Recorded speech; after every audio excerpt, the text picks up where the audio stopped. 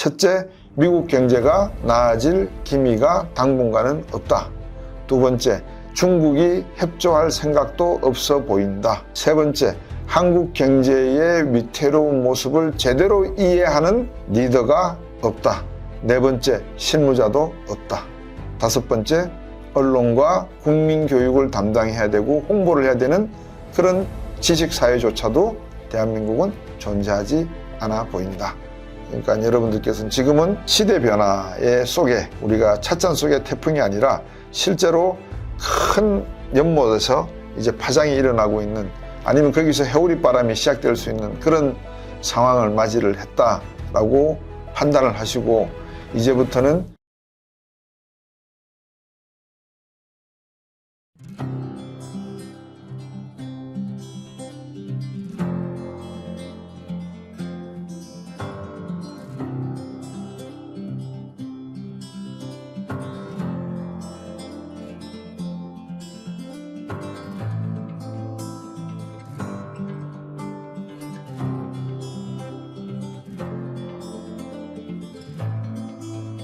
그러면 중국은 어떤 미국과의 미래 관계에 있어서 협력을 해야 될지에 대한 답은 나와 있어요, 사실은. 답이 나와 있는데 중국이 그대로 가려고 하지를 않는 거죠. 왜 중국은 이제 어느 정도 힘이 생겼으니까 왜 내가 굳이 너희 말을 들어야 되지? 이제 이런 식으로 나오는 거죠. 그러니까 미국이 말하는 거 그거예요. 중국의 산업구조 개편해라. 즉 내수 중심, 서비스 중심으로 산업을 구조조정해라. 수출로 자꾸 먹고 살겠다고 하면 너희도 어렵고 주변 국가도 어렵고 미국도 어려워진다. 그러니까 산업구조 전환해라. 두 번째, 공기업이 대부분 국가 소유, 공산당 소유 기업이니 여기에 대한 보조금을 지급하고 불량품을 만들어내도 인민들에게 쓰게 만드는 그런 역할을 함으로 해서 유치산업 보호가 아니라 세계 산업을 멸망시키는 구조로 자꾸 가고 있으니까 더 이상 공산당이 운영하는 기업들에게 보조금을 지급하지 마라. 이야기를 요구하고 있고요. 세 번째는 너희들 자본시장 문 열어라. 나도 투자 좀 하자. 왜 5대 은행이 전부 다 공산당 은행이냐? 이게 말이 된다고 생각하냐? 이런 식으로 요구를 하는 거예요. 근데 중국은 그 요구 조건을 다 들어줘 버리면 어떻게 되죠? 일본 봤는데요. 독일 봤잖아요. 어떻게 됐는지. 근데 독일 같은 경우는 괜찮지만 일본 같은 경우에는 잃어버린 30년을 와버렸잖아요. 그러니까 한국을 봐도 마찬가지거든요. 우리나라는 지금 제가 방금 말씀드린 내용에 10분의 1도 생각하고 있지 않아요. 전부 다 대권 잡겠다고 난리법석이지 대한민국 서민경제, 민생경제가 어떤 방향으로 갈 수밖에 없는지에 대한 고민은 하는 사람들이 제가 볼 때는 아무도 없어요. 거기 앉아가지고 뭐 경제 좀 안다는 사람이 끌적끌적거리면서 뭐 민생경제위원장이나 하고 앉았고 다 필요 없는 이야기들이에요. 통상이 문제가 아니라니까요, 지금. 통상은 거치예요. 속내를 보셔야 되잖아요. 그럼 환율 전문가, 금리 전문가, 제가 기억나시는지 모르겠습니다. 트럼프 대통령이 100년짜리 만기 채권 0% 금리로 발행할 테니 사라 그랬다. 그랬을 때 대한민국이 먼저 손을 들고 빨리 발행해 주세요. 내가 나오자마자 제일 먼저 살게요. 1번부터 뭐 100만 번까지는 대한민국이 사도록 하겠습니다. 제가 그 이야기 하라 그랬잖아요. 무슨 이야기죠? 방금 읽어드린 내용이에요. 미국 기축통화 달러로 다 돌아와라 다시. 안 그러면 싸우겠다 이 뜻이에요. 말로 했잖아요. 말로 해다가 안 되면 그 다음에 뭐예요? 주먹 쥐고 때리는 거죠. 그러면 그 주먹 쥐고 때리고 싶을 때 미국이 어떻게 했는가 역사를 보시라고요. 베트남 전쟁에 들어갈 때 미국이 어떻게 월남 항만에서 첩보 활동을 하고 있던 미 군함을 월명이 어떻게 두들겨 팼다. 그렇게 사건을 꾸며서 월남전에 개입을 하기 시작을 했거든요. 그러면 울고 싶을 때 뺨 때린다고 중국이 만약에 2027년 이내, 즉 올해부터 2년 이내에 대만을 침공한다든지 대만에 대한 어떤 시나리오를, 부정적인 시나리오를 만들어내면 미국도 감사할 일이죠. 어떤 면에서 보면 이제 이거는 최악의 시나리오 중에 하나라고 제가 말씀을 드리고 싶습니다. 그래서 채권 이야기가 나오고 금리 이야기가 나오는 것은 다름이 아니고 미국의 기축통화지위가 약해지고 있다는 것이 문제고, 이 약해지는 미국 달러화의 지위를 그럼 어떻게 하면 돌려놓느냐의 문제인데, 이거는 미국 국민과 미국 기업과 미국 정부가 해결해야 될 문제인데 이거를 다른 나라들에게 협력을 하라고 하는데 그 협력의 수준이 미국 국민과 미국 기업과 미국 정부는 빠지고 너희들이 다 희생하고 너희들이 다 스케이프고트가 되라는 거예요. 희생양이 되라는 거예요. 이거는 맞지가 않죠. 그러면은 어떻게 해야 돼요? 협상을 해야 되죠. 그래서 국가 간의 협상이 필요한데 중국은 협상하는 게 아니라 어떻게 했죠? 언론들이 그렇게 썼잖아요. 야, 세계 국가 중에서 미국에 대적해서 관세 두들겨 팬 나라는 중국밖에 없다. 125% 때리더라. 그게 중요한 게 아니라니까요. 그러니까 미국이 뭘 원하는지에 대한 본질을 제대로 이해를 해서 거기에 대응을 해야 되는데 그 대응을 지금 못하고 있다는 게 세계 경제의 문제라는 것을 제가 말씀을 드리고, 자, 그러면 이제 어떻게 되느냐. 주식시장, 채권시장, 자산시장의 흐름을 이제 다 이해하실 수 있잖아요. 어떻게 될 것 같아요? 무디스가 신용등급 강등했다? 그건 뭐 중요한 거 아니죠. 뭐 이미 다 강등됐었는데요. 그러니까 주식시장은 별 변화 없어요. 그러면 앞으로 미국이 테슬라나 애플이나 중국 가서 비즈니스를 하고 있는데, 그럼 여러분 생각해 보세요. 테슬라, 애플이 중국 가서 비즈니스를 하고 있고, 그 다음에 오라클이라든지 엔비디아가 하웨이나 이런 중국 기업들과 협력하겠다고 계속 언론에 이야기를 하고 있는 것은 중국이 계속해서 성장할 수 있는 요건을 갖춰주겠다는 의미가 되고, 자기는 정부를 버릴 수는 있어도 기업의 이익은 버릴 수 없다는 것을 의미하고 있잖아요. 그러면 만약에 이들 기업들이 중국 상해나 홍콩이나 증권시장에 개설을 하고 거래를 본격적으로 한다 그러면 자본의 이동이 시차를 두고 발생할 수 있겠죠. 이제 그렇게 되면 미국 금융시장은 서서히 저무는 태양이 될 수 있겠죠. 근데 그게 말처럼 이렇게 쉽지는 않습니다. 쉽지는 않아서 제가 드리는 말씀은 채권시장이 어려워지는 것은 분명한데, 그래서 미국 금리가 지금 뛰고 있는 것도 맞는데, 이거를 제어할 수 있는 방법은 미국 자체로는 해결할 수 없다는 것을 제가 분명히 말씀드리는 거예요. 이걸 자꾸 세계 모든 국가들이 미국에게 해결해라 그러면 미국이 무슨 수로 36조 달러를 갖다가 재정적자를 10조 달러 정도 줄일 수 있는 방법이 뭐가 있겠습니까? 미국도 수출해야 뭔가를 법인세를 거둔지 해야 되지 않겠습니까? 그리고 두 번째는 기업들이 미국 안에 존재를 해야 법인세를 낼 거 아니에요. 근데 이 친구들은 전부 다 다국적 기업식으로 해가지고 해외에 뿌려져 있다 그랬잖아요. 보이지 않는 물질, 다크메탈이라고 제가 말씀드렸잖아요. 그럼 GNP 개념으로 바꿔놓고 보면 미국도 만만치 않다니까요. 테슬라도 미국 GDP에는 안 잡힐 거 아니에요. 중국에서 생산한 게. 애플도 중국에서 생산한 게, 프론티어나 이런 회사들이 중국에서 생산한 내용들은 미국 GDP로 안 잡히잖아요. 그럼 미국 세금을 어떻게 매겨요? 세금을 안 내죠. 그래서 그런 개념을 어떻게 중국 정부가 협력을 할 것인가를 우리나라나 중국, 또 EU, 영국 이런 국가들이 미중 간에 끼어들어서 중재를 해줬으면 좋겠다는 제가 말씀을 드립니다. 중재할 능력이 없는 나라 보고 무슨 중재를 하라 그러냐. 야, 우리나라는 없습니다. 택도 없고, 제가 말씀드리지만 가능성도 별로 안 보이고, 그렇지만 그래도 제가 방금 드린 말씀을 누군가는 보실 거 아니에요. 정치하시는 분들 중에서 곽수종의 경제 마스터 이 프로그램을 보고 계시는 분들이 계실 거예요. 그러면 들으십시오. 무슨 말씀을 드리는지. 여러분들이 관세 몇 프로 덜 받고 더 받고 이게 중요한 게 아니고요. 그 다음에 평택에 있는 28,000명 군인을 유지하기 위해서 우리가 군비를 더 늘리고 줄이고 하는 게 문제가 아니고요. 트럼프 대통령이 가장 원하는 것은 미국 달러와의 기축통화 지위를 계속 유지하겠다. 그러니 제가 그랬잖아요. 손 먼저 들으시라고요. 100년 만기 제로 금리 저 주세요. 내가 살 테니까. 이거 하시라니까요. 그거를 영국에게도 설득을 하고 중국에게도 설득을 하고 일본에도 설득하면 얼마나 예뻐 보이겠어요. 한국이.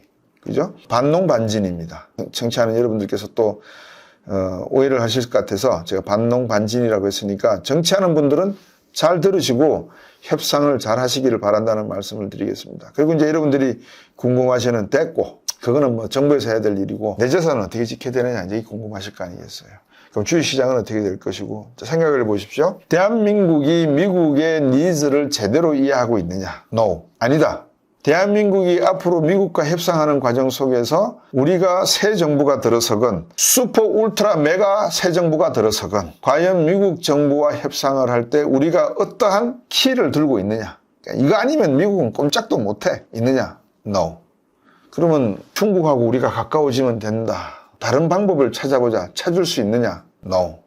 그럼 어떻게 돼요? 그렇죠. 우리의 지금 산업, 부동산, 금융 모든 게 다 시한폭탄처럼 지연내관으로 지금 엉켜져 있거든요. 대한민국 경제는 어떻게 보면 이렇게 손가락으로 뭘 하나 톡 튕겨버리면 빵 터져버릴 수 있는 그런 순간에 있는 것이 현실적인 저는 사실이라고 보고 있습니다. 그러면 이럴 때 여러분들 외환위기 때 경험해 보셨잖아요. 뭐가 제일 중요하던가요? 현금과 금과 은 이거잖아요. 그래서 제가 현금, 금, 은 사두시라 그랬고, 그 다음에 암호화폐 이야기를 제가 자주 드렸잖아요. 화폐 아닙니다. 제가 몇 번 강조를 해드리는데, 야, 만약에 미국 달러가 없어지고 나면 비트코인이나 이더리움이 화폐가 돼가지고 이거를 사놓으면은 이제 이 시대가 되면은 이 가치가 올라갈 테니까, 그게 아니고 자산이라고 말씀을 드렸습니다. 앞으로 여러분이 암호화폐를 가지고 있다는 말씀은 밖으로 일체 내놓으시면 안 됩니다. 왜? 모든 범죄의 온상이 될 수 있기 때문에. 왜? 암호화폐는 말 그대로 개인정보가 다 보장이 되는, 보호가 되는 내용입니다. 여러분, 요즘 어떤 사건들이 많냐면요. 유럽도 그렇고 미국도 그렇고 암호화폐를 가지고 있다고 자랑한 사람들 중에 일부가 가족이 납치가 돼가지고 인질범들이 몸값 요구를 해요. 뭐로? 암호화폐로. 그러면 그 돈이 어디로 갔는지 아무도 모르잖아요. 그런 돈으로 쓰이기 때문에, 자산으로 쓰이기 때문에 암호화폐를 들고 계시는 분들은 절대 밖에다 대고 자랑하시면 안 됩니다. 꼭 유념해 두세요. 그래서 제가 볼 때는 대한민국에서 주식시장에 투자하기도 당분간은 좀 어려울 것 같고, 채권시장은 더더욱이나 어려울 것 같고, 저는 현금과 금과 은, 암호화폐 시장의 이야기를 해드립니다. 그래서 그게 언제쯤이냐? 제가 볼 때는 한 8월 내지 9월쯤 되면 우리나라의 가상화폐 시장이 엄청나게 붐을 탈 가능성도 있어 보인다. 조심하시라 이 뜻입니다. 하시라는 게 아니고 조심하셔라. 왜냐하면 미국이나 서구 유럽 국가와 같이 법적인 제재라든지 회계 규칙이라든지 여러 가지의 어떤 규정, 제도를 만들어 놓지 않고, 이게 왜 중요하냐면 안전망이거든요. 개인 투자가들이 피해를 적게 볼 수 있는 안전망이라는 것을 만들어 놓지 않은 상태에서, 경제가 어려운 상태에서, 보너스를 챙길 수 없는 경제 구조상에서 지금 구조조정이 엄청나게 일어나고 있습니다. 국내에서도. 여러분들은 뉴스에서 안 나와서 잘 모르실 건데, 특히 건설사 같은 경우에는 뭐 구조조정이 일어나고 있고요. 그런 의미에서 놓고 보면 부업의 의미에 투자 자산으로서의 가상화폐 시장이 엄청나게 붐을 일으킬 수 있는데, 어떠한 안전장치도 없는 상태일 가능성이 높기 때문에 조심하시라는 말씀을 제가 드리는 겁니다. 자, 지금 말씀드린 내용을 정리해드리면, 미국 무디스가 신용등급을 강등시켰다, 한 단계. So what? 어쩌라고? 좋습니다. 이해할 수 있습니다. 두 번째, 지금 미국이 원하는 것이 무엇이다? 기축통화의 지위를 계속 세계 모든 국가들이 인정해라. 이거 인정하지 않으면 우리도 갈 때까지 가겠다. 지금은 말로 한다. 하지만 나중에 우리가 제대로 버틸 수 없을 경우에는 그다음부터 난 책임 못 진다. 우리가 지고 있는 빚의 규모는 36조 2천억 달러다. 매년 1조 달러씩 늘어날 가능성이 있다. 이거 너희들이 책임져라. 어떻게? 너희들도 물건 사가져가라. 어떤 방식으로? 환율 제대로 해. 금리 제대로 해. 시장 개입하지 마. 이해되시겠죠? 예, 그런 정책의 요구들이 자꾸 장가지처럼 이제 나온다 이겁니다. 그러니까 본질을 이해하지 못하면 환율이 왜 떨어져야 되는지, 즉 1,300원대로 왜 절상이 돼야 되는지, 이제 이게 1,200원까지도 내려갈 수가 있거든요.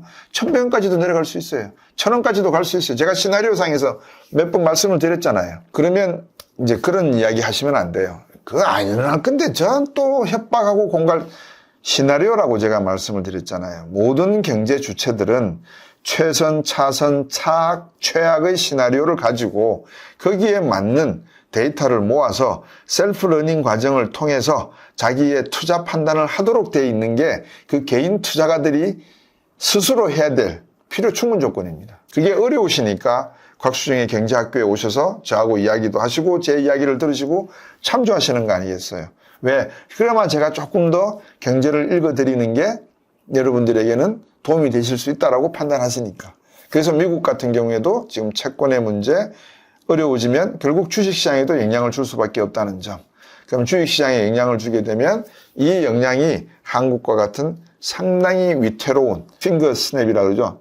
톡 쳐버리면 그냥 와르르 무너질 수 있는 그런 진가 경제에 어느 거를 빼면은 진가 게임 아시죠? 탑사 하나다가 나무토막 하나 빼면 와르르 무너지는 거 있잖아요.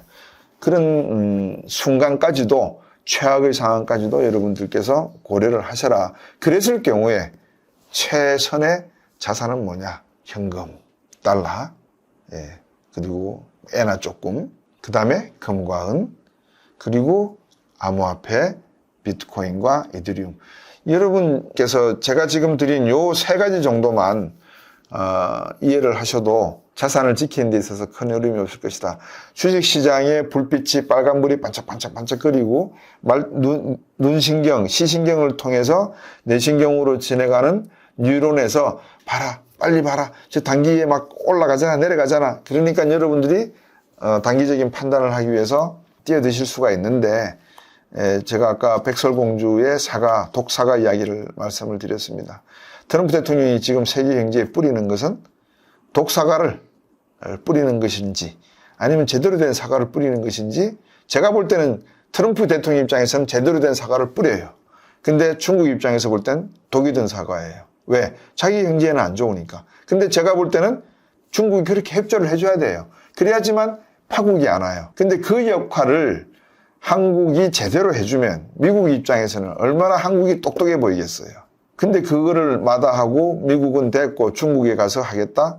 이거는 잘못 해석한 내용일 거다라고 제가 보는 판단은 그렇습니다. 제가 늘 강조했습니다. 워싱턴 DC를 로비해야 되고 북경을 로비해야 된다. 우리는 어차피 로비해서 먹고 살아야 되는 나라다. 핵심을 잃지 마시길 바라고, 그러면 이제 우리나라 금리는 어떻게 될 건지, 또 미국 금리는 어떻게 될 건지 여러분들이 쉽게 이해하실 수 있고, 환율은 앞으로 1,300원에서 1,200원대로 내려갈 수밖에 없다는 것을 또 이해하실 수 있을 것이고, 금리 우리나라에서 2%대로 내린다, 또 0.75%포인트도 내린다, 그럴 경우에 미국과의 금리 격차가 1.75에서 2%가 계속 유지된다 그러면 미국은 언젠가 우리나라에서 환율을 1,000원 할 때쯤 돼서 1,100원 할 때쯤 돼서 주식시장 올려놓고 빼가지고 그냥 가져가 버려도 끝이에요. 그러면 대한민국은 금융위기가 오는 거예요. 우리나라의 대부분의 지금 부동산 시장에 뿌려진 프로젝트 파이낸싱의 소스가 다 미국 달러 자금일 수가 있고 일본 엔화 자금일 수가 있습니다. 물론 중국 위안화 자금도 있겠죠. 그러면 우리나라 시장은 사실은 붕괴까지도 각오를 해야 되는 그런 순간에 직면하고 있는데, 어쨌든 우리가 많이 똑똑해져야 될 것 같습니다. 제가 여기까지 말씀을 드리고, 미국으로서는 금리가 올라가게 되면 차입 비용이 엄청나게 든다. 자기 돈을 자기 마음대로 쓰지 못하는 상황으로 온다. 얼마나 답답하겠습니까? 그럴 경우에는 이제 전쟁이라고 하는 최악의 수단밖에 남지가 않은 것 같다. 그런 말씀까지 드리고, 러시아 우크라이나 사태도 제가 말씀드렸다시피 러시아의 푸틴 대통령이 가지고 있는 야망, 그리고 러시아의 과거의 사회에서 나오는 그 트라우마, 늘 침략을 당했고 그런 움직임, 작은 움직임 하나하나를 침략할 수 있는 가능성에 단초로 해석할 수 있는 모스크바의 트라우마가 존재하기 때문에 쉽게 러우 전쟁은 끝나지 않을 거다라고 하는 말씀을 시리아와 얄타 회담에 빗대어서 말씀드린 적도 있다는 점 참고하시기 바라겠습니다. 어쨌든 세계는 이렇게 경제적으로 전쟁이 벌어지고 있고, 소리 없는 전쟁이죠. 그리고 또 지정학적 리스크가 발생하면서 소리가 큰 전쟁도 인도 파키스탄에서도 벌어지고, 그러니까 여러분들께서는 지금은 시대 변화의 속에, 우리가 찻잔 속의 태풍이 아니라 실제로 큰 연못에서 이제 파장이 일어나고 있는, 아니면 거기서 해오리 바람이 시작될 수 있는 그런 상황을 맞이를 했다라고 판단을 하시고, 이제부터는 곽수정의 경제학교에서 제가 드리는 말씀 하나하나를 진중하게, 신중하게 고민해 보셨으면 하는 생각을 제가 말씀을 드립니다. 왜? 첫째, 미국 경제가 나아질 기미가 당분간은 없다. 두 번째, 중국이 협조할 생각도 없어 보인다. 세 번째, 한국 경제의 위태로운 모습을 제대로 이해하는 리더가 없다. 네 번째, 실무자도 없다. 다섯 번째, 언론과 국민교육을 담당해야 되고 홍보를 해야 되는 그런 지식사회조차도 대한민국은 존재하지 않아 보인다. 그래서 여러분들께서 곽수정의 경제학교에서 이런 내용들을 들으셔서 스스로 판단하실 수 있는 능력, 스스로 분석하실 수 있는 능력을 조금 더 이렇게 함양하시는데 제가 도움을 드리려고 하니까 한번 같이 공부해 보시고 또 생각해 보셨으면 하는 말씀을 드리도록 하겠습니다. 다음 시간에 뵙겠습니다.